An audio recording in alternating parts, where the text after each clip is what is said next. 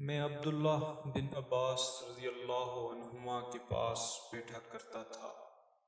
وہ مجھ کو خاص اپنے تخت پر بٹھاتے ایک دفعہ کہنے لگے کہ تم میرے پاس مستقل طور پر رہ جاؤ، میں اپنے مال میں سے تمہارا حصہ مقرر کر دوں گا۔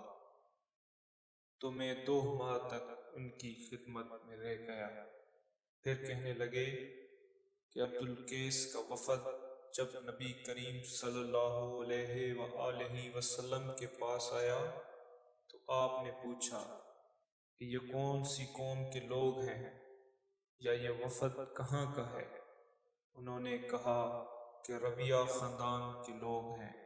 آپ صلی اللہ علیہ وآلہ وسلم نے فرمایا، مرحبا، اس قوم کو یا اس وفد کو نہ ذلیل ہونے والے نہ شرمندہ ہونے والے، یعنی ان کا آنا بہت خوب ہے۔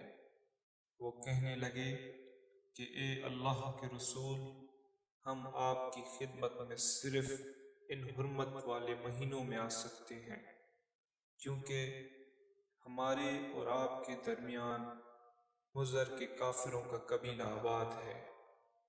بس آپ ہم کو ایک ایسی قطعی بات بتلا دیجئے جس کی خبر ہم اپنے پچھلے لوگوں کو بھی کر دیں جو یہاں نہیں آئے، اور اس پر عمل درآمد کر کے ہم جنت میں داخل ہو جائیں۔ اور انہوں نے آپ سے اپنے برتنوں کے بارے میں پوچھا۔ آپ صلی اللہ علیہ وآلہ وسلم نے ان کو 4 باتوں کا حکم دیا اور 4 قسم کے برتنوں کو استعمال میں لانے سے منع فرمایا۔ ان کو حکم دیا کہ ایک اکیلے اللہ پر ایمان لاؤ۔ پھر آپ صلی اللہ علیہ وآلہ وسلم نے پوچھا کہ جانتے ہو ایک اکیلے اللہ پر ایمان لانے کا مطلب کیا ہے؟ انہوں نے کہا کہ اللہ اور اس کے رسول ہی کو معلوم ہے۔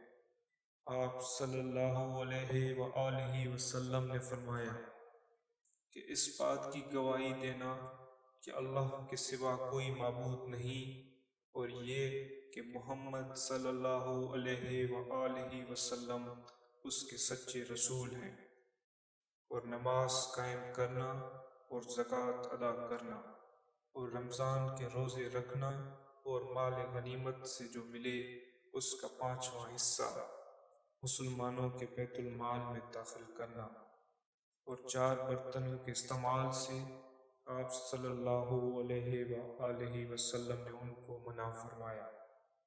سبز لاکھی مرتبان سے اور کدو کے بنائے ہوئے برتن سے، لکڑی کے کھودے ہوئے برتن سے اور روغنی برتن سے، اور فرمایا کہ ان باتوں کو حفظ کر لو اور ان لوگوں کو بھی بتلا دینا جو تم سے پیچھے ہیں اور یہاں نہیں آئے ہیں۔